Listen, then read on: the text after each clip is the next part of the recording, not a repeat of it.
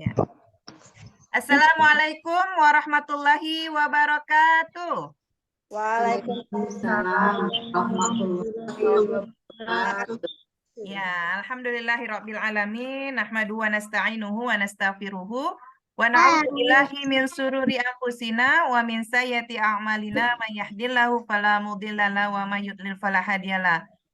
Allahumma sholli ala sayyidina Muhammad wa ala alihi wa ashabi ajmain. Rabbi shrah li sadri wa yassir li amri wahlul 'uqdatam min lisani yafqahu qawli amma ba'd.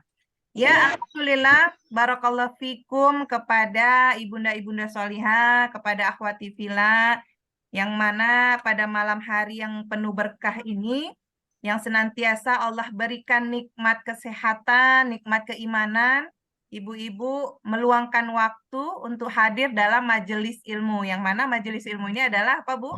Taman-taman surganya Allah. Jadi memang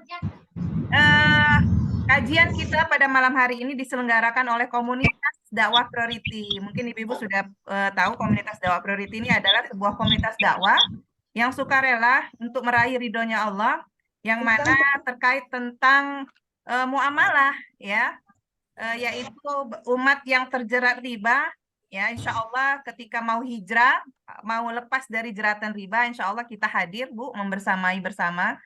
Artinya untuk melepaskan jeratan riba itu tadi ya, yang diharamkan oleh Allah. Rawat beriringkan salam kita hadiahkan kepada Nabi kita Muhammad Sallallahu Alaihi Wasallam, yang mana beliau adalah pemimpin umat. Dakwah beliaulah kita bisa hadir dalam hari ini, dalam kajian ilmu pada malam hari ini, maka banyak-banyaklah kita berselawat kepadanya, insya Allah kita mendapatkan syafaat beliau. Dan mari kita doakan bersama, mudah-mudahan yang hari ini hadir dalam majelis ilmu, mudah-mudahan Allah izinkan kita mendapatkan syafaat beliau di yaumil akhir. Amin. Amin ya rabbal alamin. Yang diuji sama Allah ada persoalan rumah tangga, persoalan anak, persoalan tetangga, saudara, insya Allah dimudahkan Allah ya Bu. Allah uji hari ini dengan sakit, insya Allah diangkat Allah penyakitnya, diberi kesembuhan. Dan yang ini diuji Allah dengan hutang, insya Allah dilunaskan hutangnya segera ya Bu. Amin. Amin ya rabbal alamin ya. Alhamdulillah. Baik, perkenalkan nama saya seperti biasa ya, perkenalan diri dulu. Nama saya Ibu Tri, saya dari Dakwah Priority Medan ya.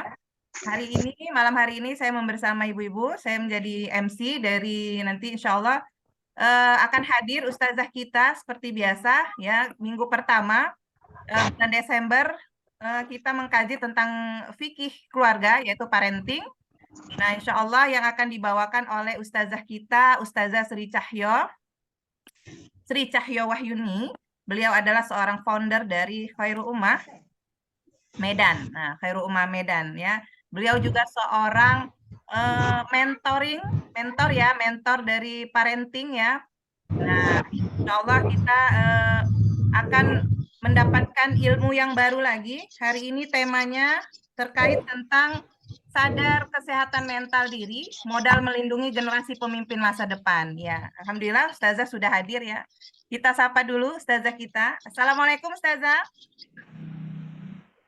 Waalaikumsalam warahmatullahi wabarakatuh. Ya, alhamdulillah.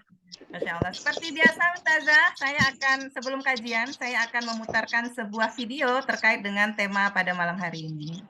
Silahkan.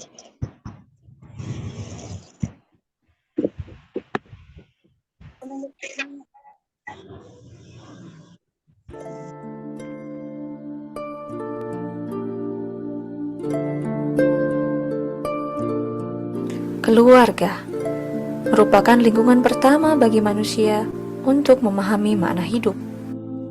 Menjadi tempat pembinaan generasi calon pemimpin umat. Kesuksesan keluarga membina generasi pemimpin tentu akan membawa pengaruh pada pembentukan peradaban dunia. Sebab dalam keluargalah sang calon pembangun peradaban mendapatkan pendidikan pertamanya. Sayangnya, ancaman kerusakan keluarga begitu nyata. Begitu banyak masalah membelit keluarga. Rusaknya keluarga bukan semata karena persoalan individu anggota keluarga yang tidak memahami dan menjalankan tugas-tugasnya dengan baik. Tapi penyebab utamanya adalah akibat penerapan sistem demokrasi sekuler yang batil. Sistem demokrasi sekuler yang mengungkung masyarakat membuat kehidupan serba sempit. Bagaimana tidak? Berbagai krisis terus mewarnai kehidupan masyarakat. Mulai dari krisis politik yang berujung konflik, krisis ekonomi, krisis moral dan budaya, krisis sosial, dan lain-lain. Hal ini diperparah dengan adanya liberalisasi pemikiran yang berdampak pada penghancuran kepribadian, termasuk kehidupan keluarga Muslim. Tidak sedikit keluarga Muslim yang ikut goyah, bahkan terguncang, hingga kasus kekerasan dalam rumah tangga dan angka perceraian yang terus meningkat. Kondisi perekonomian akibat penerapan ekonomi kapitalis yang kian memperparah kesenjangan, juga kemiskinan. Badan Pusat Statistik mencatat, penduduk Indonesia yang masih hidup di bawah garis kemiskinan hingga September 2015 mencapai 28,51 juta atau 11,13% dari total penduduk Indonesia, meningkat dari 2014. Tak jarang, kondisi perekonomian menjadi pemicu perceraian. Badan Peradilan Agama, Mahkamah Agung mencatat sepanjang Januari hingga September 2016, kasus perceraian di Indonesia mencapai 46.000 lebih kasus. Bahkan 5 tahun terakhir, angka perceraian terus meningkat dari 59 sampai 80%. Itu baru perceraian yang tercatat di Pengadilan Agama. Boleh jadi, di lapangan jumlah kasus perceraian bisa lebih tinggi lagi. Tentu saja, fenomena perceraian ini sangat memprihatinkan. Kondisi ekonomi keluarga yang buruk menyumbang 15% dari kasus perceraian pada tahun ini, yakni 7.000 lebih kasus. Sedangkan perceraian akibat kekerasan dalam rumah tangga mencapai 2.240 kasus atau 4,8%. Kasus KDRT pun dari tahun 2015 mencapai 300.000 lebih kasus, meningkat 9% dari tahun 2014. Sejatinya keluarga adalah pilar utama penyangga kekuatan sebuah peradaban. Bila setiap tahun jumlah keluarga yang bercerai terus melonjak, pilar-pilar yang menopang kekuatan ini pun bisa semakin rapuh. Betapa tidak, kian maraknya kasus perceraian dapat membuat kualitas kehidupan generasi kian memburuk. Berpisahnya ibu dan ayah akibat perceraian akan mengganggu pola asuh anak. Sosiolog Universitas Mula Warman Saroso Hamung Pranoto mengatakan, secara jangka panjang, meningkatnya angka perceraian dapat menurunkan kualitas manusia Indonesia. Sebab, generasi yang semestinya dapat tumbuh maksimal berpotensi menjadi generasi yang tidak sehat secara psikologis ataupun fisik. Komisi Perlindungan Anak Indonesia juga mencatat, kasus terkait anak korban perceraian menduduki peringkat kedua dari total pengaduan kasus-kasus perlindungan anak. Kasus kriminalitas anak sebagai pelaku kejahatan di tahun 2015 meningkat dari 67 kasus pada tahun lalu menjadi 79 kasus. Menurut hasil riset dari Gerakan Nasional Anti Minuman Keras, jumlah remaja yang gemar mengkonsumsi minuman keras pada tahun 2014 naik 23% atau sekitar 14,4 juta anak muda. Terbongkarnya prostitusi online yang melibatkan anak di bawah umur untuk kaum gay di Kota Bogor menambah daftar panjang permasalahan pada generasi. Inikah generasi yang dapat dijadikan tumpuan peradaban agung? Sebuah peradaban yang mampu menerangi kehidupan manusia dari ujung Maroko hingga Merauke. Jika generasi kita saja masih berjalan dalam kegelapan, bagaimana mungkin mereka sanggup menunjuki dunia pada cahaya? Marilah kita renungkan apa yang sedang terjadi hari ini.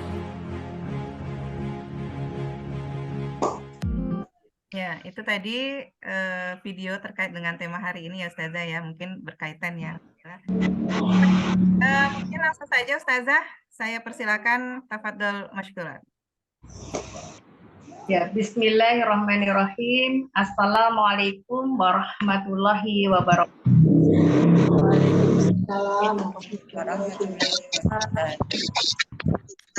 Alhamdulillah wa syukurillah la haula wa la quwwata illa billah. La illallah wa syarikalah wa asyhadu abduhu wa rasulan nabiyya ba'da.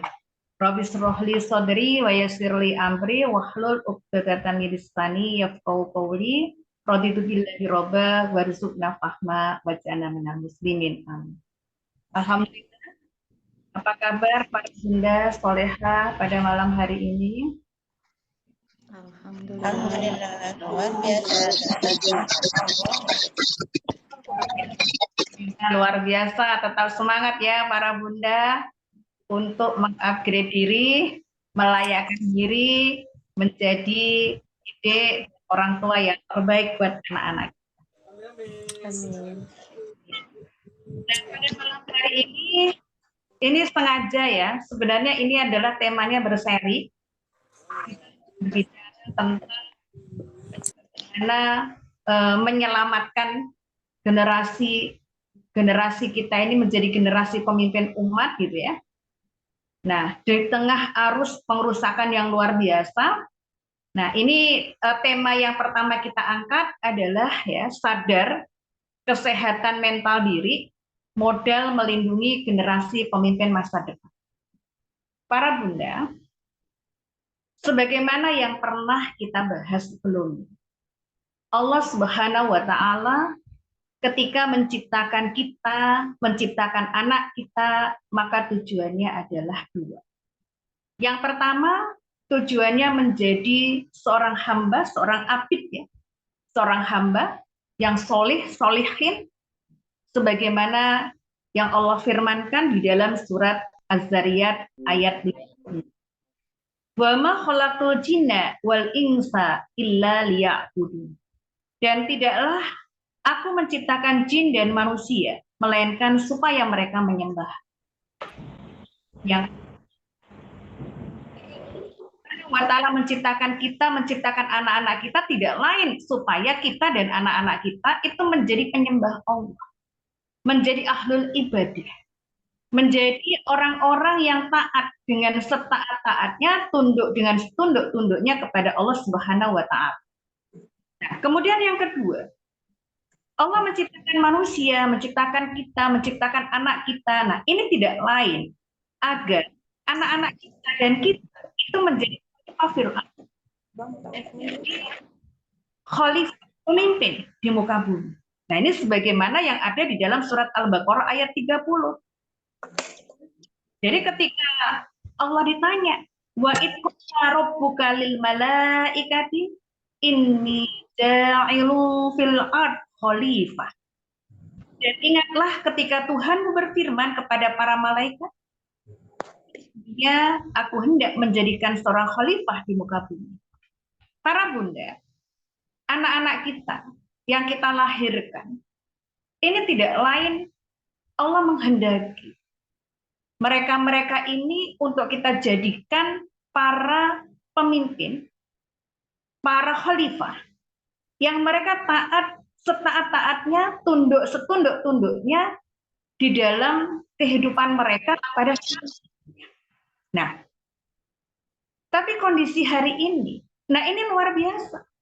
Banyak tantangan itu hadir di depan kita di dalam menghantarkan anak-anak kita agar sesuai dengan apa yang dikehendaki oleh Allah Subhanahu wa Ta'ala. Nah, di sini kita punya satu tantangan, kita punya satu yang menjadi sesuatu yang harus kita taklukkan ketika kita mau menjadikan anak-anak kita ini adalah generasi pemimpin Indonesia. Apa itu? Yaitu kesehatan mental kita, kesehatan jiwa kita. Karena ketika kita bicara anak, kita hantarkan sesuai dengan apa yang dikehendaki oleh Sang Pencipta, siapa yang menghantarkan? Tentu yang menghantarkan adalah kita. Yang memproses adalah kita. Kita orang dewasa. Kita orang tuanya. Kita yang melahirkan anak-anak kita. Nah, ini yang menjadi subjek atau pelaku untuk menjadikan anak-anak kita ini adalah para pemimpin umat di masa yang akan datang. Nah, makanya di sini kesadaran diri kita terhadap kesehatan mental kita, kesehatan jiwa kita sendiri. Nah, ini menjadi satu modal buat kita untuk bisa mewujudkan anak-anak kita ini menjadi generasi pemimpin di masa yang akan datang sesuai yang dikehendaki oleh Sang Pencipta kita. Nah, kenapa seperti ini? Karena para bunda, ketika kita, para orang tua, kita yang melahirkan anak-anak kita orang dewasa yang menjadi subjek, menjadi pelaku untuk menghantarkan anak-anak kita menjadi para pemimpin umat di masa yang akan datang. Kemudian mental kita ini dalam kondisi sakit, dalam kondisi tidak sehat. Terus bagaimana dengan anak-anak kita? Lawang yang dewasa saja kita dalam kondisi tidak baik-baik saja jiwa kita, mental kita. Terus bagaimana kita melakukan satu aktivitas di dalam memproses mereka? Nah, ini menjadi sesuatu yang perlu kita pikirkan bersama. Nah, sehingga apa? Sehingga ketika kita berbicara bagaimana menghantarkan anak-anak kita ini menjadi generasi pemimpin di masa yang akan datang, itu bisa berjalan dengan baik. Bisa sukses sesuai dengan apa yang kita cita-citakan bersama. Nah, kita awali dari definisi ya, para bunda. Apa sih yang dimaksud dengan kesehatan mental atau kesehatan jiwa? Nah, ini didasarkan Undang-Undang Nomor 18 tahun 2014 tentang kesehatan jiwa. Nah, yang dikatakan sehat jiwa adalah kondisi di mana seorang individu itu dapat berkembang secara fisik, secara mental, secara spiritual, dan sosial, sehingga individu kita, nah, itu menyadari kemampuan kita sendiri, kemudian juga dapat mengatasi tekanan di dalam bekerja, nah, secara produktif, dan juga mampu memberikan kontribusi untuk siapa? Untuk komunitasnya. Ini definisi undang-undang. Ya, jadi seseorang dikatakan sehat mentalnya kalau fisiknya berkembang, mentalnya berkembang, spiritualnya, keagamaannya juga berkembang, kemudian juga sosialnya berkembang, kemudian dia juga punya kemampuan diri di dalam apa? Mengatasi berbagai tekanan, kemudian dia juga dapat bekerja secara produktif, kemudian dirinya juga mampu berkontribusi untuk siapa? Untuk komunitas, untuk umat, untuk masyarakat. Nah, ini dikatakan jiwa-jiwa yang sehat menurut undang-undang. Next.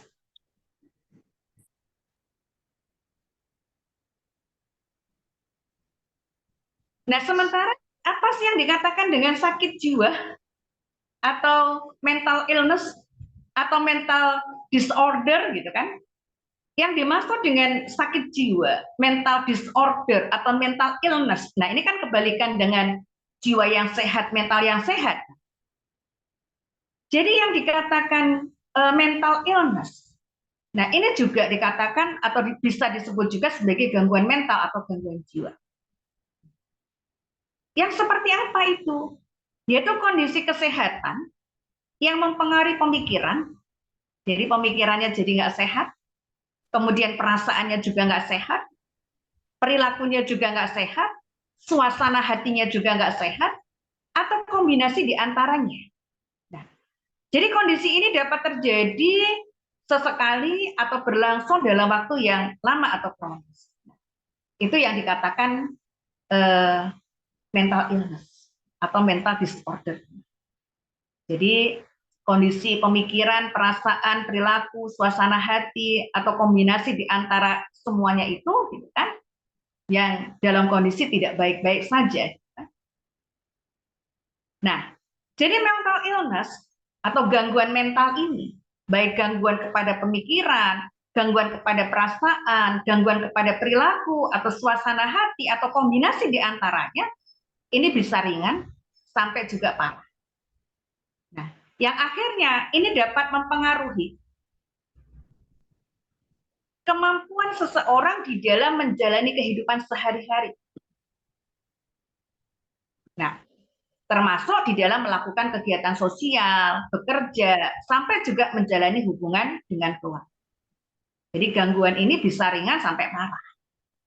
Gangguan ini pasti akan berpengaruh pada siapa? Kepada diri kita, diri seseorang, di dalam kehidupan kita sehari-hari, bisa berpengaruh kepada kegiatan sosial, jadi sensitif sekali gitu ya. Bisa terjadi atau mempengaruhi pekerjaan, jadi malas gitu. Bahkan juga hubungan dengan keluarga atau suami, istri, atau dengan anak-anak, dengan mertua dan sebagainya. Jadi akan berpengaruh ke sini. Dan pengaruhnya biasanya adalah pengaruh yang buruk karena ini sesuatu yang kondisinya adalah sakit. Next.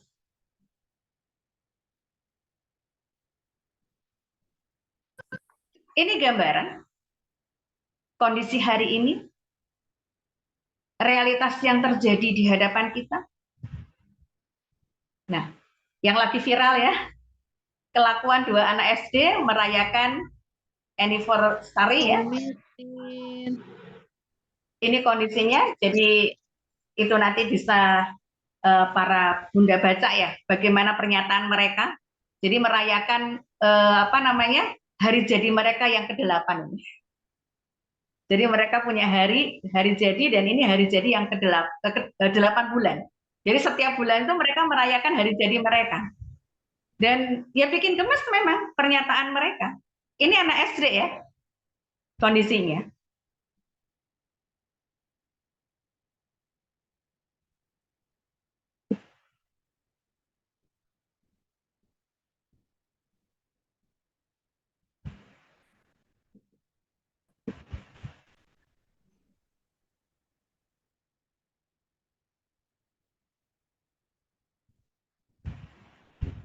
Jadi pernyataannya begini. Jadi Emi Anif yo papi yang ke-11 mon, jangan berubah yo, tetap jadi papi tetap jadi papi yang mami kenal. Moga baik hubungan kita tetap bertahan sampai maut memisahkan kita. Itu bahasa-bahasa mereka. Ini fotonya ya, anak SD itu. Kemudian juga kondisinya anak-anak kita cinta ditolak, murid SD mau bunuh diri. Itu kondisinya ya di TikTok itu. Jadi anak SD dia mau bunuh diri. Jadi siswa SD Banyuwangi gantung diri.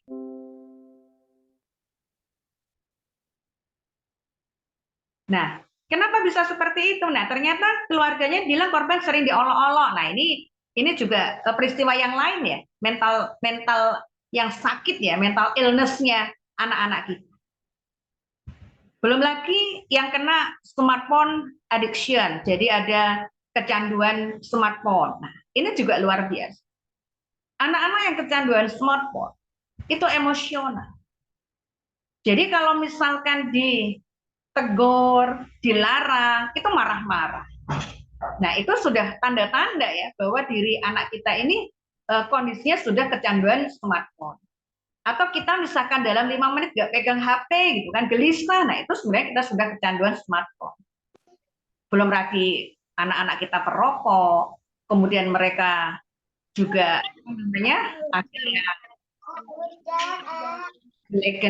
kan.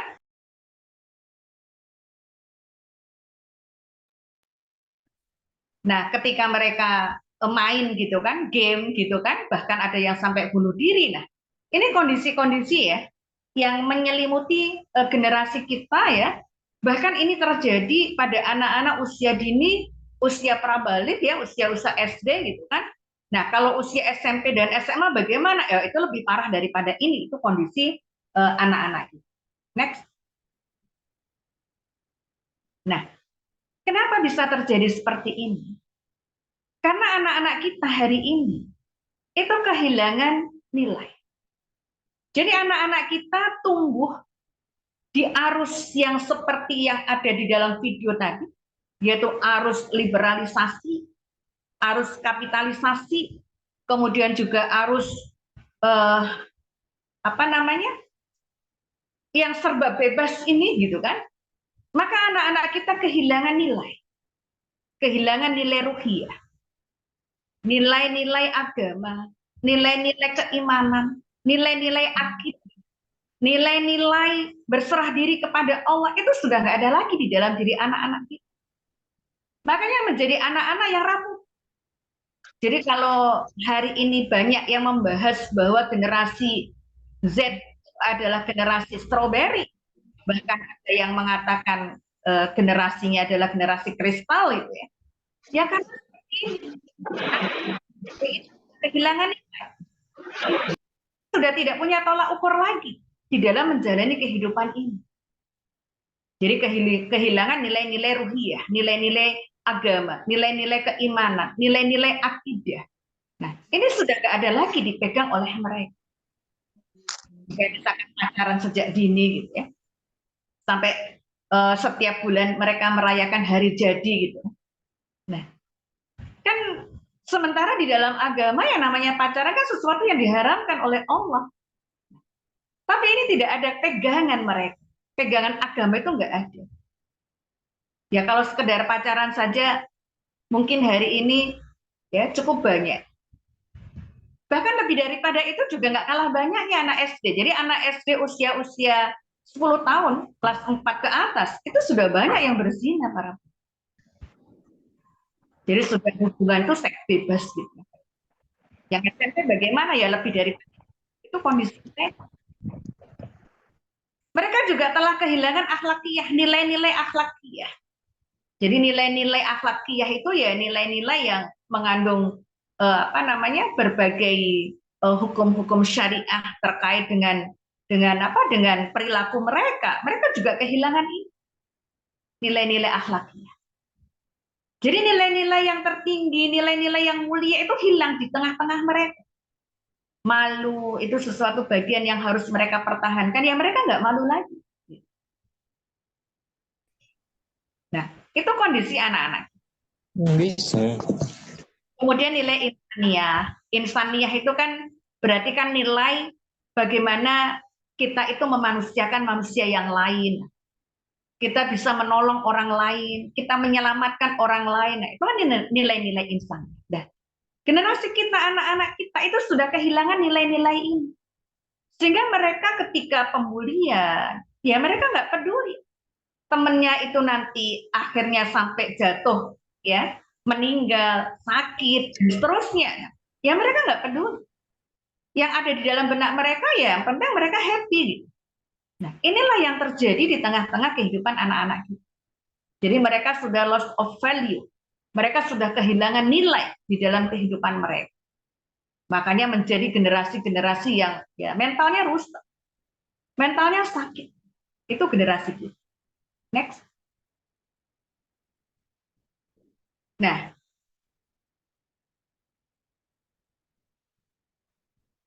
lewat satu lagi.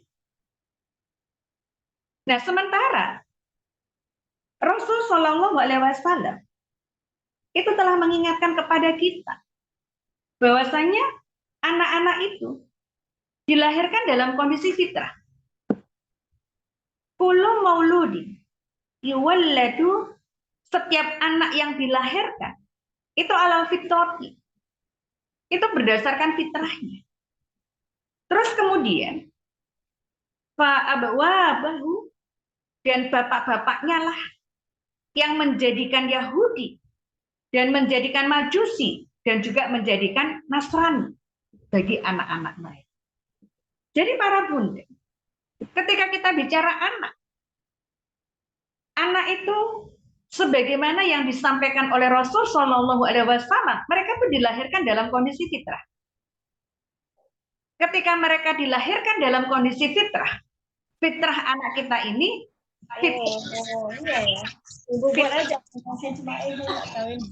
agama yang lurus, yaitu agama Islam. Nah, yang menjadikan anak-anak kita menyimpang sampai akhirnya kehilangan value, kehilangan nilai di dalam kehidupannya, itu adalah orang tuanya. Jadi kalau hari ini kita dapat anak-anak kita dalam kondisi mereka ini kehilangan nilai di dalam hidupnya, baik nilai ruhiyah, nilai agama, atau nilai akhlakiyah, ataupun juga nilai-nilai insaniyah. Nah, itu sebenarnya yang menjadikan anak-anak kita terpalingkan dari nilai-nilai itu yang itu diatur di dalam Islam, itu adalah kita. Kedua orang tua.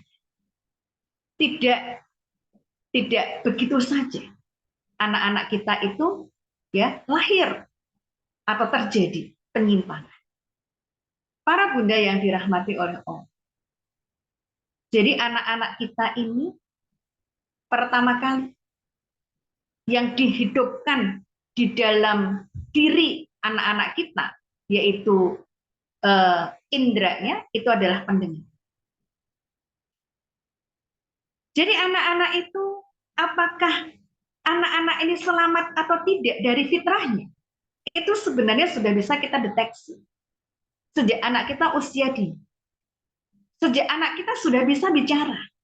Kira-kira usia 2 atau 3 tahun itu sudah bisa kita deteksi. Nah, suatu ketika, ini ada kisah. Ada anak usia 3 tahun, itu datang ke rumah seorang ustadz. Datang itu mengucapkan Assalamualaikum. Dijawab sama ustadz ini, Waalaikumsalam. Terus kemudian disuguhi sama ustadz ini. Itu makanan. Terus kemudian diajak sama ustadz ini untuk membaca doa sebelum makan. Ayo nak, kita baca dulu ya doa sebelum makan. Gitu kan. Nggak mau. Nggak suka aku, katanya. Terus kemudian besoknya dia datang lagi ke rumah ustadz ini. Ustadz ini ngajak, ayo nak, kita tahfiz. Nggak suka aku, nggak suka tahfiz aku, katanya. Nggak suka aku itu, katanya. Para bunda, pendengaran anak kita ketika ini pertama kali berfungsi, itu sejak anak kita ditiupkan ruh. Ya, itu Allah sudah memfungsikan pendengaran anak kita di dalam kandungan. Terus kemudian yang kita berikan, yang kita perdengarkan adalah segala sesuatu yang menyimpang dari apa yang telah ditetapkan oleh Allah Subhanahu wa Ta'ala. Nah, itu lewat lisan mereka. Lisan anak-anak kita itu sebenarnya kita sudah bisa mendeteksi. Kita sudah bisa melihat apakah anak-anak kita ini adalah anak-anak yang akan selamat dari fitrahnya, yaitu fitrahnya beriman, fitrahnya itu mereka itu tunduk kepada apa yang menjadi ketetapan Sang Pencipta atau tidak. Nah, itu sudah bisa dideteksi. Kemudian di usia prabalik 7 tahun, ini lebih daripada itu. Karena apa? Karena tidak hanya telinga, matanya juga sudah berfungsi secara tajam. Nah, sehingga ketika usia-usia 7 tahun, ketika kita nasihati, kemudian bahasanya tidak suka, kemudian melawan, kemudian kita ajak tahfiz juga nggak suka. Nah, ini sebenarnya sudah bisa kita detek dari diri. Apakah anak-anak kita akan selamat dari fitrahnya atau tidak. Jadi para bunda, yang menjadikan anak kita menyimpang dari fitrahnya, yaitu tunduk setunduk-tunduknya kepada Sang Pencipta, itu adalah kedua orang tua. Lewat apa? Ya, lewat berbagai fasilitas yang kita berikan kepada anak-anak kita. Berbagai stimulasi yang kita berikan kepada anak-anak kita. Ini yang jalan kita untuk menjadikan anak-anak kita akhirnya keluar dari fitrah, yaitu beriman, yaitu tunduk kepada Sang Pencipta. Sebenarnya seperti itu. Itu kalau kita bicara anak. Nah, para bunda, Allah Subhanahu wa Ta'ala ketika menciptakan anak kita ini pasti dalam kondisi fitrah. Yang menjadikan anak-anak kita ini menyimpang dari fitrahnya itu orang dewasa. Itu adalah kita. Coba hari ini kita lihat anak-anak kita. Kita mau menyelamatkan anak-anak kita dari gangguan mental. Kita mau menyelamatkan anak-anak kita supaya jiwa-jiwa mereka menjadi jiwa-jiwa yang sehat. Kita mau menjadikan anak-anak kita menjadi anak-anak yang sesuai dengan fitrahnya. Kita mau menjadikan anak-anak kita adalah anak-anak yang dia adalah pemimpin di masa yang akan datang, yang pemimpin ini tunduk dan patuh kepada Sang Pencipta. Terus coba lihat realitasnya di dalam kehidupan kita. Sama nggak kondisi orang dewasa dan juga anak-anak? Coba Bunda lihat kasus ya, ibu membunuh dirinya bersama anaknya di Cilacap. Ini nggak hanya di Cilacap ya, di tempat yang lain juga seperti itu. Membunuh anaknya dulu baru dirinya, atau membunuh dirinya bersama-sama dengan anaknya minum racun. Itu banyak. Tragis. Artinya kan hari ini kita ada tantangan yang luar biasa. Yang ada di hadapan kita generasi anak-anak yang kondisi mentalnya juga terganggu jiwanya. Nah, sementara kita sebagai orang dewasa hari ini ternyata orang-orang dewasa yang harusnya menolong menyelamatkan anaknya mentalnya juga terganggu. Nggak jauh berbeda. Nah, kalau seperti ini, akankah generasi kita, anak-anak kita, itu selamat? Akankah anak-anak kita akan menjadi anak-anak yang mereka itu dalam kondisi mentalnya sehat? Tentu saja, ketika kita orang dewasa yang harusnya memproses anak kita, supaya anak-anak kita itu bermental sehat, sehingga mereka bisa kita proses menjadi generasi yang sesuai dengan yang diinginkan Sang Penciptanya, yaitu pemimpin di masa yang akan datang yang tunduk dan patuh kepada Sang Penciptanya, tidak akan bisa. Makanya di sini kita harus sadar. Coba kita koreksi. Coba kita diri kita ini kita kita lihat. Apakah kita mental kita ini dalam kondisi baik-baik saja? Atau kita dalam kondisi yang juga terkena gangguan mental? Apa sih ciri-ciri gangguan mental? Gangguan kesehatan mental kita, kesehatan jiwa kita.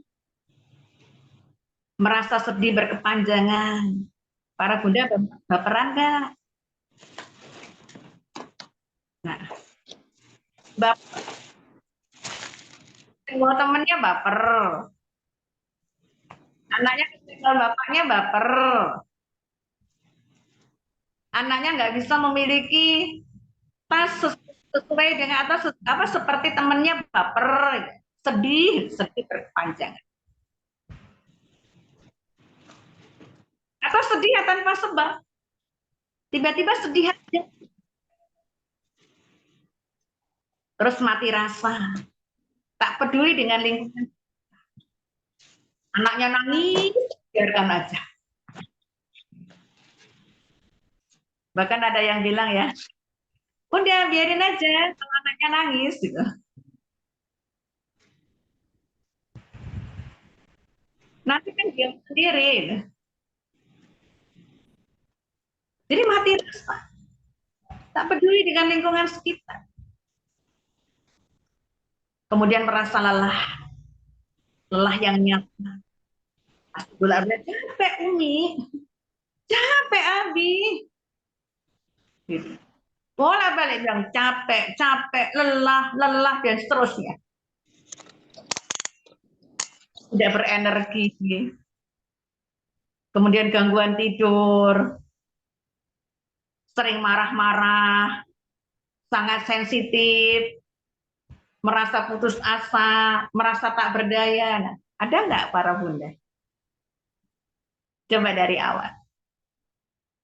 Merasa sedihkah? Atau bahagia para bunda?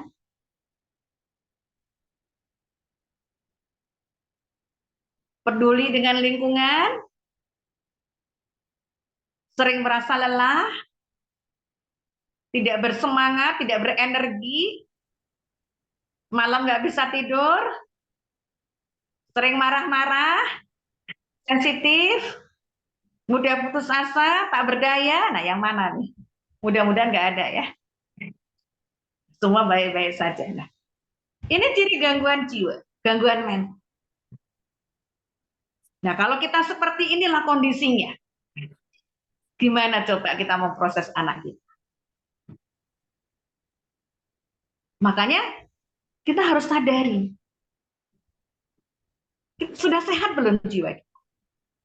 Kalau jiwa kita nggak sehat, kita nggak akan bisa memproses anak kita. Dikit-dikit marah. Gimana memproses anak?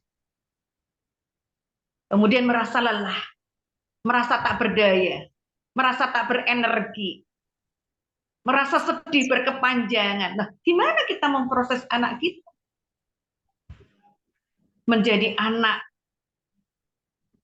yang sesuai dengan yang diinginkan Sang Pencipta kita. Yaitu menjadi anak yang taat, yang solih, anak-anak yang berjiwa pemimpin karena mereka menjadi pemimpin di masa yang akan datang. Ya nggak bisa para bunda kalau kondisi kita seperti ini. Wong yang kita bangun di dalam diri anak kita itu adalah jiwa mereka. Ketika kita bicara anak itu kan kita bicarakan jiwa. Jiwa itu kan kebutuhan jasmani dan naluri. Kemudian satunya adalah akal pemikir. Nah, kalau kita saja jiwa kita terganggu, bagaimana kita akan bisa membangun di dalam diri anak-anak kita itu jiwa-jiwa mereka adalah jiwa-jiwa yang soleh. Akal mereka adalah akal yang cerdas. Yang ini dibutuhkan oleh seseorang yang mau kita targetkan menjadi seorang pemimpin di masa yang akan. Nggak akan pernah bisa. Next. Nah, kebalikan dari gangguan mental adalah mental health, mental yang sehat. Nah, mental yang sehat itu adalah keadaan sejahtera, di mana setiap individu bisa mengeluarkan potensi di dalam diri masing-masing. Nah, ini menurut WHO. Jadi potensinya bisa dikeluarkan. Kalau kita bicara potensi berdasarkan Islam ya, kita bicara potensi manusia. Jadi seluruh potensi yang kita miliki ini bisa kita ekspresikan, kita keluarkan, kita eksplor. Nah, ini kalau dikatakan mentalnya sehat, jiwanya adalah. Nah, itu menurut WHO. Nah, kalau menurut Islam bagaimana? Menurut Islam, mental yang sehat itu ketika kita punya kemampuan diri di dalam mengelola fungsi-fungsi kejiwaan. Jiwa. Kalau kita bicara jiwa, nah itu tadi ada potensi hidup, ya, itu jiwa. Di situ ada kebutuhan jasmani. Naluri itulah yang berwarna-warni, gitu ya, yang melahirkan emosi, melahirkan jiwa, gitu kan. Nah itu naluri. Jadi mental sehat di dalam Islam itu ketika kita punya kemampuan diri di dalam mengelola fungsi-fungsi kejiwaan. Kemudian terciptanya penyesuaian dengan diri sendiri, orang lain maupun lingkungan sekitar secara dinamis berdasarkan Al-Quran, As-Sunnah sebagai pedoman hidup menuju kebahagiaan dunia dan akhirat. Ya. Jadi kemampuan mengelola fungsi-fungsi kejiwaan atau manajemen diri. Manajemen dirinya lebih ke manajemen naluri, manajemen jiwa, manajemen emosi. Sehingga kita bisa berdamai dengan diri kita, dengan orang lain, dengan lingkungan, sehingga kita hidup ini ya bahagia di dunia wal akhirat. Kita bahagia di dunia dan di akhirat. Para bunda, kalau kita nggak bisa merasakan bahagianya hidup di dunia, kita nggak akan rindu akhirat. Kalau kita nggak pernah bisa merasakan nikmatnya dunia, kita nggak akan pernah bisa rindu nikmatnya hidup di surganya Allah. Makanya hidup itu dalam rangka untuk mewujudkan kebahagiaan di dunia dan akhirat. Nah, bahagia di dunia dan bahagia di akhirat.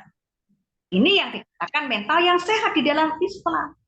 Jadi kita bisa mengelola jiwa kita, mengelola fungsi-fungsi emosi kita. Kita bisa mengelola potensi yang ada di dalam diri kita. Nah, itu yang dikatakan mental kita ini sehat, jiwa kita ini sehat. Dan itu kita kelola sesuai dengan Al-Quran dan As-Sunnah, sehingga kita bisa mendapatkan kebahagiaan di dunia dan juga di akhirat. Next. Nah, sekarang bagaimana kita sebagai orang dewasa, orang tua, yang sudah sadar terhadap kepentingan kita, terhadap kesolehan jiwa kita, kesehatan jiwa kita, kesehatan mental kita, ya maka kita harus berupaya untuk mencapainya, mencapai mental yang sehat, mencapai jiwa yang sehat. Nah, apa yang harus kita lakukan supaya kita sampai kepada mental atau jiwa yang sehat? Yang pertama, itu ridho terhadap kodok. Jadi para bunda, sebenarnya ini berangkat ketika kita menikah. Menikah itu untuk mendapatkan apa? Keturunan. Ketika kita oleh Allah Subhanahu wa Ta'ala telah ditetapkanlah jodoh kita, maka kita ridho. Itulah yang terbaik yang Allah berikan untuk kita. Tidak ada kedumeng, tidak ada sesuatu yang memberat, tidak ada yang salah jodoh dan tidak ada yang salah pilih. Itu langkah paling awal untuk menyehatkan mental kita. Kalau kita belum bisa menerima jodoh kita, maka mental kita ini nggak akan sehat. Dan ini akan berpengaruh di dalam kehidupan rumah tangga kita. Dan juga kehidupan kita di dalam memproses anak-anak kita untuk menjadi anak yang mereka solid secara kejiwaan mereka. Dan mereka juga akan menjadi pemimpin umat. Jadi ridho dulu terhadap kodoknya Allah. Ini jodoh yang terbaik. Kemudian yang kedua, selain ridho ini kodoknya Allah ya, kita menikah itu, maka ridho berikutnya adalah ridho ya terhadap anak kita. Anak itu adalah perhiasan yang termahal. Kalau Allah nggak berkehendak, kita dikasih karunia anak, ya sekaya apapun kita, nggak akan pernah kita bisa membeli anak. Mau pakai program apa saja, dengan harga semahal apapun, Allah kalau nggak berkenan kita dikaruniai anak, ya kita nggak akan pernah punya anak. Makanya di sini anak itu harus disyukuri, ridho. Apapun kondisi anak kita itu ridho dulu. Gitu. Nah ini yang harus ada di dalam diri kita. Terus ridho terhadap apa? Terhadap segala sesuatu yang terjadi. Kalau segala sesuatu itu terjadi di luar keinginan kita, berarti itu sudah ketetapan Allah. Kalau sudah ketetapan Allah ya kita harus ridho. Harus plong. Tidak boleh tidak. Nah, itu langkah yang pertama. Ini harus kita bangun. Ridho terhadap ya segala kondisi itu harus terus kita bangun. Kemudian yang kedua, itu taqarrub ilallah. Jadi kita terus mendekatkan diri kepada Allah. Nah, taqarrub, mendekatkan diri kepada Allah. Itu yang paling ke depan, itu adalah ilmu. Jadi taqarrub, zikir yang terbaik, yang semulia-mulianya zikir itu di majelis ilmu. Itu yang harus kita jalani. Kemudian taqarrubnya bagaimana lagi? Ya dengan menjalankan berbagai ibadah-ibadah sunnah. Kita mendekatkan diri kepada Allah Subhanahu wa Ta'ala. Kita tambah tahajud kita. Kita tambah sholat kita dengan rawatib. Kita biasakan puasa Senin Kamis. Nah, ini dalam rangka taqarrub kepada Allah Subhanahu wa Ta'ala. Semakin kita dekat dengan Allah, nah, kita semakin mampu untuk menyandarkan diri kepada Allah Subhanahu wa Ta'ala. Nah, ini yang harus kita jalani. Kemudian bersahabat dengan tantangan hidup. Bahasanya beda ya para bunda. Kalau hambatan itu kok rasanya sesuatu yang menekan kehidupan kita. Tapi kalau kita bahasakan ini adalah tantangan hidup, setiap ujian, setiap kesulitan, itu adalah tantangan di dalam hidup kita. Dan kita bersahabat dengan tantangan. Jadi tantangan hidup itu untuk kita taklukkan. Bukan tantangan hidup itu lantas kemudian menjadikan kita down. Tidak. Jadi setiap kali ada tantangan, oh Allah sedang menguji saya. Setiap kesulitan pasti ada kemudahan. Setiap persoalan pasti ada penyelesaian. Setiap penderitaan pasti ada akhir. Setiap sakit pasti ada sehat. Itu yang harus ada di dalam benak kita. Kemudian kita terus belajar. Belajar dan terus belajar. Terkait dengan apa? Kalau kita bicara generasi, berarti kita belajar terkait dengan generasi, potensi generasi. Kita juga belajar diri kita adalah orang dewasa, orang tua yang menjadi pendidik generasi, bagaimana cara mendidiknya, bagaimana cara bersikapnya, bagaimana menjadikan kita orang tua yang dewasa, tidak nuntut saja kepada anak-anak kita. Nah, ini kita terus belajar. Kemudian mengupgrade diri terus. Jadi para bunda, yang namanya tanggung jawab mendidik generasi itu tidak lepas ketika anak kita sudah balik atau menikah. Sampai anak kita menikah pun kita punya kewajiban untuk mendidik mereka. Ambillah satu contoh. Ketika Fatimah Az-Zahra dia hidup di dalam kesulitan. Dia menggiling roti sendiri, mengadoni roti sendiri, sampai tangannya pun mengelupas. Kemudian dia mengadukan kepada Rasulullah. Tapi apa kata Rasul? Ya kalau dia mau menjalani kehidupan yang seperti itu, Allah akan ganti. Dengan apa? Ya surga, kemuliaan. Tapi kalau dia mau dikasih pembantu, ya akan dikasih pembantu sama Rasulullah. Dinasehati, dikasih pilihan. Itu yang namanya mendidik anak itu, dia terus. Kita harus mengupgrade diri. Jangan merasa gini, anakku sudah gede-gede loh. Aku sudah bercucu. Gitu. Nggak seperti itu. Tapi kita terus mengupgrade diri kita menjadi seorang pendidik, penyelamat generasi. Jadi diri kita terus kita tingkatkan kualitas kita. Yang terakhir adalah speak up. Para bunda, ngomong. Kalau ada sesuatu tuh ngomong. Jangan dipendam sendiri. Nah, tapi ketika kita bicara ngomong pun harus mencari orang yang bijaksana, orang yang tepat. Jangan sampai kita justru mendatangi orang yang sama-sama sedang sakit mental. Maka ketika kita mendatangi orang yang tidak tepat, kita tambah parah sakit mentalnya. Ambil satu contoh. Kita sedang ada konflik nih dengan suami. Nah, kita datangi seseorang cerita tentang suami kita. Iya, suamiku pun begitu. Gini aja. Kita kasih aja kita kasih pelajaran aja suami kita ini. Gak usah dimasakkan, gitu kan. Jadi saling memprovokasi ya, sama-sama sakit jiwa kalau sudah seperti itu. Nah, di sini ketika kita speak up itu mengurangi beban di dalam diri kita, tapi speak up-nya mencari orang yang tepat, dan ini dalam rangka untuk mencari solusi. Ya, barangkali begitu. Saya kembalikan kepada Bunda Tri. Terima kasih. Assalamualaikum warahmatullahi wabarakatuh.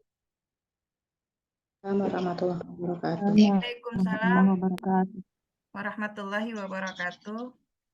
Ya, Alhamdulillah Ustazah, sangat luar biasa tema pada hari ini ya, yang mana harus kita akui bahwa generasi hari ini khususnya anak-anak muslim ya Ustazah, dalam kondisi lemah ya, terkait dengan permasalahan-permasalahan yang seperti Ustazah katakan ya kan.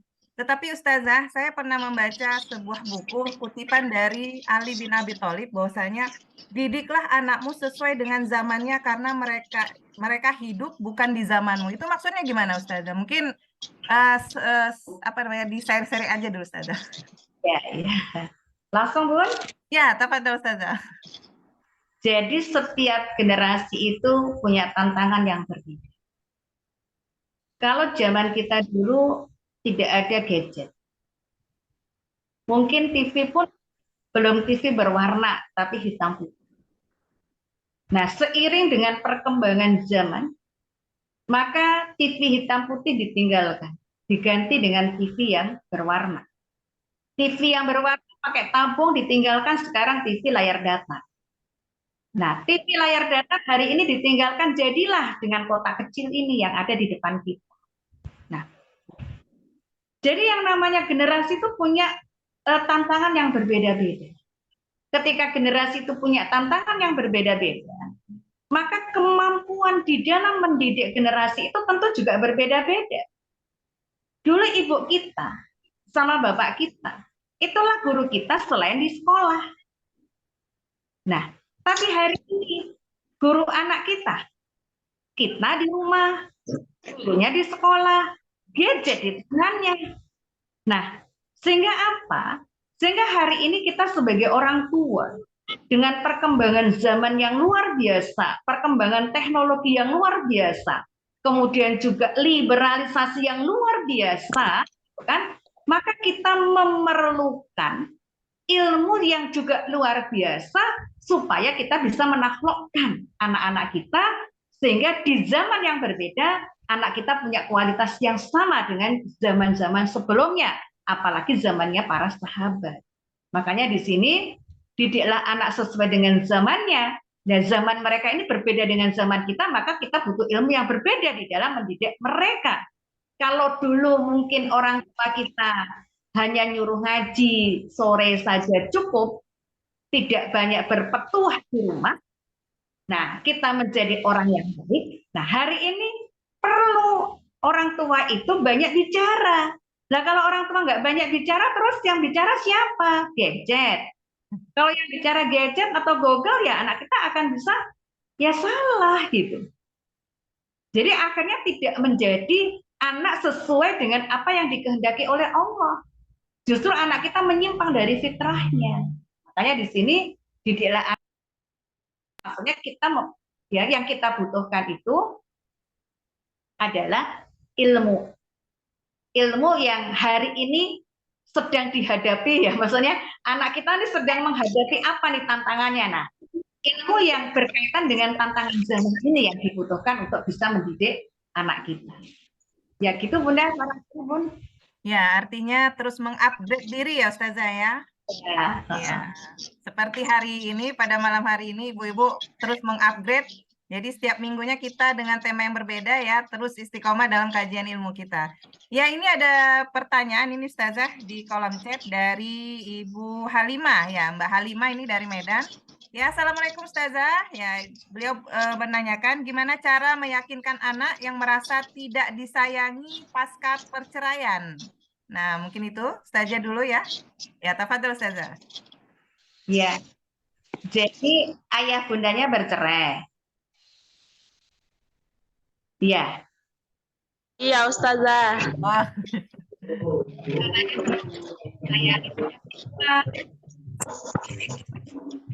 Dia merasa nggak disayangi gitu, sering mengeluh gitu. Ya, jadi pada menikah itu mendapatkan keturunan. Menikah itu adalah anugerah. Jodoh itu adalah anugerah. Perceraian itu sesuatu yang memang dibolehkan oleh syariah.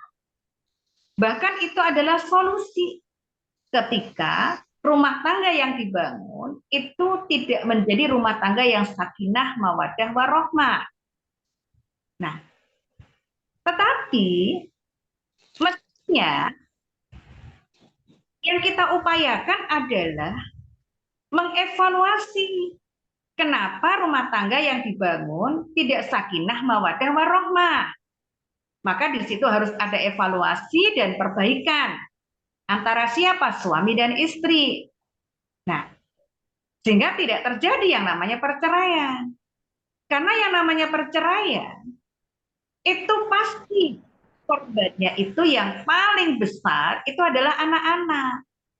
Anak-anak itu dia membutuhkan kasih sayang. Kasih sayang ayah, kasih sayang bundanya. Nah, kalau sudah bercerai, maka kasih sayang itu dia dapatkan dari mana? Nah, ini menjadi satu pertanyaan buat kita, gitu, yang perlu kita renungkan bersama. Nah, yang namanya anak ketika bercerai, jadi ketika ibu bapaknya bercerai, tanggung jawab pendidikan itu di tangan ayah.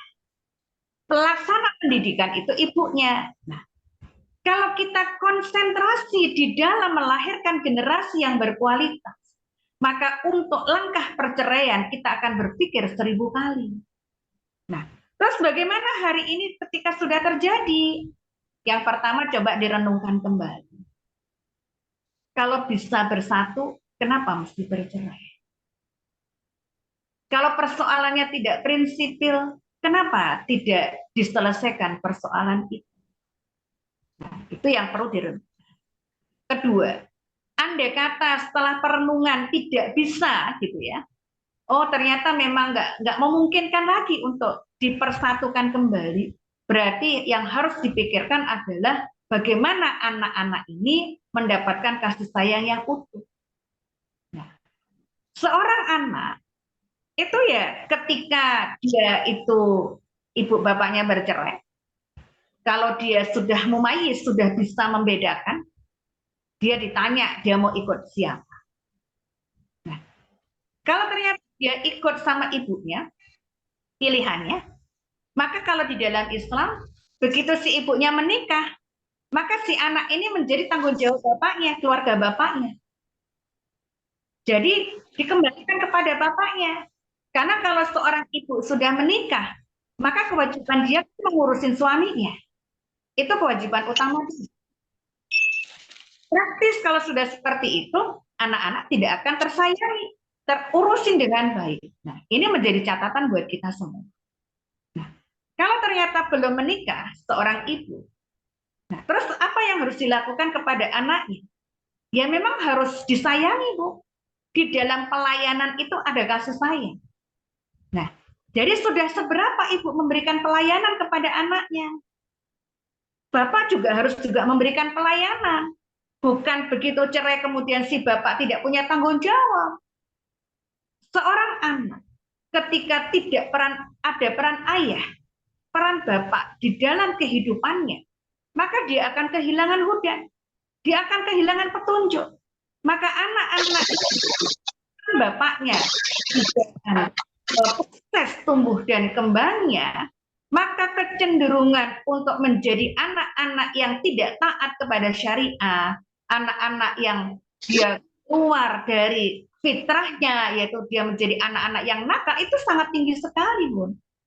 Makanya di sini ketika anaknya merasa tidak disayangi, ya harus ditanya, gitu. Dari sisi mana? Kamu maunya apa? Bagaimana cara menyayanginya? Gitu. Jadi sayang itu bukan berarti semua apa yang dia inginkan kita penuhi. Yang kita penuhi ya sesuatu yang memang itu yang dibutuhkan. Itu yang bermanfaat. Kalau yang tidak bermanfaat ya kita ajak berpikir anak-anak kita. Jadi intinya, Bun, anak itu akan merasa disayangi kalau dia dilayani. Nah, anaknya usia berapa ini? Ya langsung Mbak Alima. Kelas 1 SMA kayaknya, Bu. Ke perempuan. Laki-laki, Bu, teman saya, anaknya. Oh, kalau laki-laki itu tidak disebut dengan ibunya, tapi bapaknya juga tetap berperan. Iya. kasih Ustazah. Kalau bapaknya nggak ada peran, nanti ya kecenderungan untuk nakal itu tinggi. Karena dia kehilangan hudan, kehilangan orang yang menjadi petunjuk, orang yang ditakutin, orang yang ditakuti, orang yang dihormati. Nah, dia kehilangan sosok itu. Nah, kalau kehilangan sosok yang seperti itu, kecenderungan untuk nakal itu tinggi. Makanya di situ ya bapaknya harus diingatkan. Baik, gimana Mbak Lima? Sudah Iya. jelas? Terima kasih Ustazah. Ya. Ibu. Ya, kemudian di sini ada pertanyaan lagi Ustazah dengan Ibu Kamila, boleh? Ibu Kamila open mic dan open kamera. Ya, beliau bertanya bagaimana cara menyampaikan kepada anak agar tidak terlalu kecanduan gadget saja. Apalagi sejak kurikulum Merdeka ini beberapa kali tugas harus menggunakan gadget. Nah, tafadhol Ustazah. Ya. Ya, terima kasih Ibu. Kamila. Ini tantangan terbesar kita itu adalah memang gadget. Nah, terus kalau hari ini bagaimana atau bagaimana kita menyikapinya? Yang pertama, kita harus buat MOU sama anak kita. Jadi harus ada kesepakatan. Jadi kesepakatan sama anak kita terkait dengan penggunaan gadget. Nah, penggunaan gadget itu harus kita sepakati gitu. Kalau tidak ada kesepakatan, maka akan sulit untuk kita kendalikan. Nah, kalau sudah sulit untuk kita kendalikan, maka anak-anak kita yang mereka itu kecenderungan terhadap gadgetnya tinggi, ini akan ada persoalan berikutnya, yaitu persoalan sosial. Nah, persoalan sosial itu ya human relation-nya kepada orang tua itu juga kurang, kepada saudara kurang, kepada temannya juga kurang gitu kan. Karena apa? Karena dia akan cenderungnya ke gadget aja. Nah, sementara anak-anak kita ini kan akan tumbuh menjadi orang yang dewasa dan akan menua dan akan menjadi orang tua. Nah, ketika anak-anak itu hari ini tidak segera kita pola, ya, tidak segera kita berikan aturan main terkait dengan gadget ini, maka nanti ketika menikah itu juga akan menjadi problem bagi siapa? Bagi dirinya dengan istrinya. Setelah problem dirinya dengan istrinya, nanti dirinya dengan anaknya. Nah, ini akan terus berlangsung.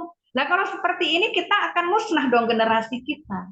Kita akan lost generation dalam artian generasi kita menjadi generasi-generasi yang tidak berkualitas. Makanya segera Ibu. Jadi buat kesepakatan. Kemudian ya diberikan pengertian bahwasanya apa sih kelebihan dan kekurangannya gadget ini. Kemudian peruntukannya untuk apa. Nah, ini harus kita sampaikan dan kita sepakati. Kalau tidak dari sekarang, oh nanti lebih parah. Itu ada teman saya itu karena saking sayangnya lah orang tuanya kepada anaknya dikasih gadget, ya sekarang ya sudah usianya sekitar 30 lebih, tapi ya jiwanya jiwa anak-anak, gitu. Nggak dewasa. Nggak konsentrasi, tidak fokus, tidak percaya diri, emosional, gitu. Tidak mandiri. Nah, kalau sudah seperti itu yang akhirnya yang susah siapa? Ya orang tuanya yang susah. Di awal orang tuanya ngasih karena sayang. Nah, padahal itu merusak anaknya. Akhirnya anaknya sekarang sudah layak menikah, sudah 30 lebih, tapi ya nggak berani nikah. Gimana mau berani nikah? Dia aja mencari nafkah nggak bisa, mengurus dirinya sendiri saja nggak bisa, gitu kan? Jadi jangan sampai kita menjadi orang tua yang kita enak hari ini karena kita tidak ngurus anak kita karena anak kita sudah diam dengan gadget, sementara nanti di hari tuanya ya kita akan terus menjadi pengurus anak kita. Karena anak kita sudah rusak gitu ya. Dengan apa? Dengan gadget itu. Jadi malas. Kemudian main aja kerjanya. Gitu. Nggak mandiri, uring-uringan. Punya suami, nanti juga seperti itu kalau perempuan. Kalau laki-laki punya istri juga akan seperti itu. Gitu. Makanya dari sekarang Ibu segera dibuat kesepakatan dengan anaknya. Baik, Ibu Kamila. Ini ada lagi Ustazah, ya jadi 2 lagi nih Ustazah, mungkin terakhir ini ya. Dari Ibu Ridani Takengon ya. Assalamualaikum Ustazah. Di poin gangguan mental, ada orang tua yang seringkali berdiam diri ketika anaknya menangis. Sebaiknya dilakukan oleh seorang ibu apa ya Ustazah kalau anak lagi tantrum? Karena banyak parenting yang memberi solusi memang suruh membiarkan saja, karena nanti akan diam sendiri setelah stabil baru berkomunikasi ya. Tafadhol Ustazah. Saya tanya boleh balik. Ya, Bu. Bu, Ya. lagi merajuk sama suami. Kira-kira senangnya dirayu-rayu atau didiemin sama suami? Bu Ridani boleh dibuka kamera? Dirayu-rayu dong, Mbak. Secara naluri kita senang nggak dirayu-rayu? Iya, seneng, Mbak. Ngomong lah, Dek, gitu kan? Iya, Ada Mbak. apa sih, gitu kan?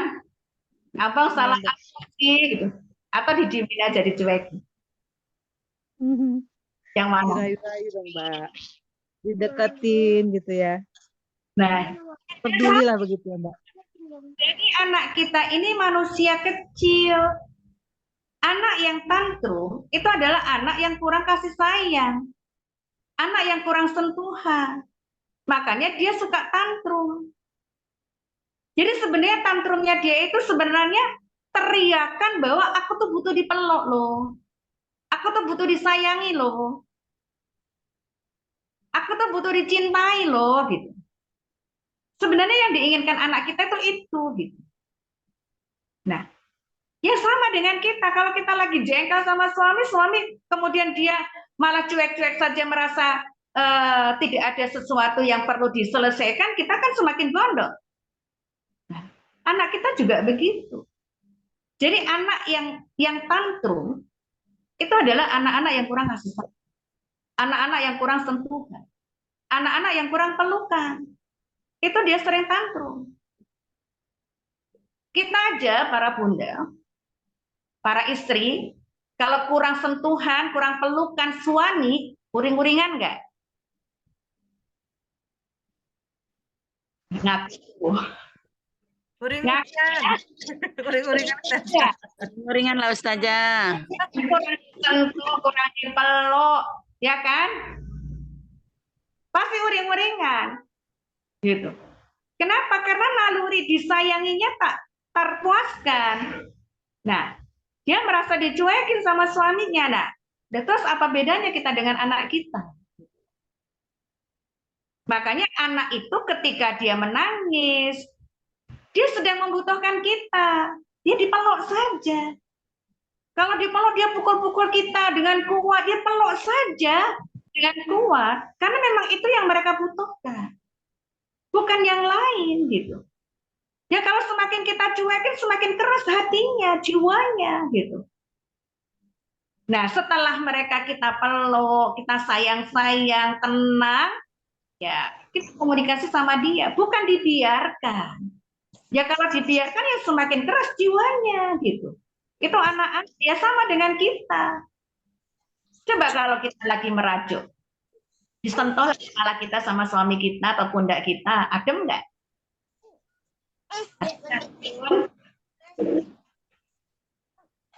Adem disentuh sama suami pundaknya, kepalanya, kalau lagi merajuk gitu kan. Ya sama dengan anak. Makanya ketika kita bicara menangani anak yang sedang sedang tantrum atau dia sedang merajuk atau dia sedang marah, itu bukan dicuekin, bukan dibiarkan saja supaya dia selesai atau reda, tapi justru yang harus kita lakukan ya kita sentuh, kita peluk, gitu kan. Terus kemudian ya kita usap-usap punggungnya, kita usap-usap kepalanya, nah, kita tenangkan dia gitu. Nah itu yang harusnya kita lakukan. Makanya obatnya tantrum itu sebenarnya justru dengan pelukan. Nah itu yang harusnya kita lakukan. Ya barangkali begitu Bun. Ya, gimana Bu Ridani? Sudah jelas? Baik, Ustazah. Terima kasih. Ya, jadi jangan lupa ya ibu-ibu kalau merajuk minta suaminya peluk-peluk ya. Baik, di sini ada satu lagi Ustazah Bu Ririn ya. Nah, beliau menanyakan, Ustazah, apakah seorang anak yang sudah menikah dan tidak dinafkahi sama suaminya 10 bulan tapi masih meminta uang dari seorang ayahnya. Apakah secara agama Islam apabila suami tidak menafkahi istri selama 3 bulan berturut-turut sudah dianggap cerai? Silahkan Ustazah. Jadi kalau di dalam Islam, cerai itu adalah aktivitas qaul, aktivitas perkataan. Jadi ketika seorang laki-laki mengatakan bahwa aku menceraikan engkau, nah itu baru yang namanya putus, yang namanya cerai. Nah, terus bagaimana kalau misalkan si anak perempuan ini tidak dinafkahi sama suaminya, misalkan 3 bulan, 6 bulan, 9 bulan, nah, ini perlu dirujuk kembali. Nah, kenapa dia tidak dinafkahi? Nah, itu yang perlu kita coba eksplor gitu. Oh, ternyata suaminya tidak mampu untuk menafkahi. Nah, kalau ketika suaminya nggak mampu menafkahi, maka kembalinya nafkah itu kemana? Itu ke jalur laki-laki. Jadi jalurnya ke laki-laki. Bapaknya si suami, saudara laki-lakinya si suami ke atas gitu. Itu jalurnya ke sana. Nah, itu yang pertama. Kemudian bagaimana istri ketika ridho, suaminya itu tidak memberikan nafkah seperti itu, kemudian dia membantu untuk bekerja, ya sama-sama lah kita tanggung bersama kesulitan di dalam hidup ini, ya itu lebih mulia. Karena sebaik-baik sedekah itu adalah sedekah kepada keluarga yang terdekat. Nah, terus bagaimana kalau istrinya minta dinafkahi sama bapaknya? Lah kalau bapaknya mau ngasih ya nggak ada masalah kan gitu. Itu sedekah bapaknya kepada anaknya gitu. Jadi nggak ada masalah, itu sedekah saja gitu. Artinya si bapak dapat pahala dia memberikan sodako kepada anaknya. Tapi itu bukan nafkah ya, tapi sodako karena nafkah itu di tangan suami. Dan hari ini memang kondisinya banyak sekali ya. Para laki-laki itu yang kondisinya itu rasa tanggung jawabnya kurang. Makanya para bunda untuk membangun rasa tanggung jawab itu sebenarnya berangkat dari naluri untuk melangsungkan keturunan Ghorizah Now. Di Ghorizah Now itu ada rasa disayangi. Rasa disayangi itu lahirnya atau ekspresinya itu di dalam pelayanan. Nah, anak-anak yang tumbuh dalam satu keluarga yang dia penuh perhatian, penuh kasih sayang, saling memberikan pelayanan, maka akan tumbuh jiwa-jiwa yang bertanggung jawab. Nah, tanggung jawab untuk membahagiakan dan mesejahterakan keluarganya. Nah, makanya ini itu perlu kita juga lihat kenapa para suami hari ini kok tidak mau memberikan nafkah secara sungguh-sungguh kepada istri dan anak-anaknya. Bisa jadi mereka ini lahir dari keluarga yang kurang memperhatikan, kurang memberikan kasih sayang, sehingga tidak tumbuh namanya rasa tanggung jawab untuk mesejahterakan keluarganya. Nah, kalau sudah seperti ini bagaimana? Itu perlu perjuangan yang luar biasa para. Karena dia sudah mendarah daging. Berarti istrinya harus ekstra sabar. Di samping suaminya ya harus diberikan pengertian. Itu yang harus dilakukan. Ya, itu Bunda. Iya, berarti jadi Ustazah ini sebenarnya pertanyaan terakhir, tapi ini sepertinya Ikhwan ini ya, Pak Iskandar ini mungkin. Jadi beliau menanyakan seperti ini. Nah, ini kebalikannya tadi saja. Ketika kalau didiami sama istri, kemudian ditelantarkan makan dan kebutuhan rohani gitu, ditelantarkan kebutuhan rohaninya ini bagaimana? Ini sepertinya agak salah kamar ini atau gimana? Tapi nggak apa-apa nih Pak Iskandar ya. Iya. Jadi gini loh, yang namanya kehidupan rumah tangga itu harusnya dibangun berdasarkan rasa saling menyayangi. Itu yang harusnya ada di dalam diri kita. Terus kemudian yang kedua, itu komunikasi terbuka antara suami dengan istri. Itu komunikasinya terbuka. Nah, terus bagaimana ketika seorang istri itu istilahnya istri memberikan pendidikan gitu ya sama suami gitu ya. Ini nggak berlaku sebenarnya karena yang harusnya memberikan pendidikan kepada keluarga itu adalah suami. Misalkan istri memberikan tidak masakan suami, istri tidak tidak menyediakan di rumahnya itu makanan untuk suami. Nah, ya nggak boleh begitu gitu. Jadi seorang istri itu fungsinya kan sebagai umun batul bait. Nah, dia punya tugas menyediakan apa yang dibutuhkan oleh anggota keluarganya. Apa? Rumah yang rapi, nyaman lah gitu ya, buat anggota keluarganya. Kemudian yang kedua adalah pakaian yang bersih buat keluarganya, kemudian juga makanan buat keluarganya. Nah, ini kewajiban seorang istri, seorang ibu. Nah, sebagai robat baik. Nah, sebagai seorang istri, dia sahabat bagi suami. Jadi istri itu adalah sahabat. Ketika istri adalah sahabat bagi suami, maka ya harus bergaul secara dekat. Nah, ketika kita bicara bergaul secara dekat, maka yang harus memulai itu bapak-bapak. Makanya kenapa di dalam pembahasan bab terkait dengan pernikahan, itu dianjurkan oleh Rasul Shallallahu Alaihi Wasallam, bapak-bapak itu kalau menikah pilih yang gadis. Nah, pilih yang gadis itu supaya bisa bersenda gurau, bisa bercanda, bisa bermain-main. Nah, jadi ini yang harus dilakukan. Makanya yang harus memulai itu adalah bapak-bapak gitu. Ya monggo. Nah, jadi yang harus memulai itu adalah suami. Nah, jadi itu yang harus aktif gitu ya. Untuk membuka percakapan, membuka pergaulan yang dekat, kemudian bercanda dengan istrinya, itu memang harus dimulai dari para suami dulu gitu. Nah, kemudian ini kan gadis ya. Ini sebenarnya persiapan untuk punya anak. Sehingga anak-anak itu tumbuh di dalam sebuah rumah, sebuah lingkungan yang kondusif, yang penuh kehangatan, kebahagiaan, kemudian rumah tangga yang harmonis, sakinah, mawadah, warohmah. Nah, harusnya seperti itu. Nah, terus ini kalau terjadi bagaimana? Ya, para bapak-bapak harus berjiwa besar. Bapak-bapak yang harus memulai. Karena kalau tidak ada yang memulai, nanti ya akan terus seperti ini kondisinya gitu. Jadi harus ada yang memulai.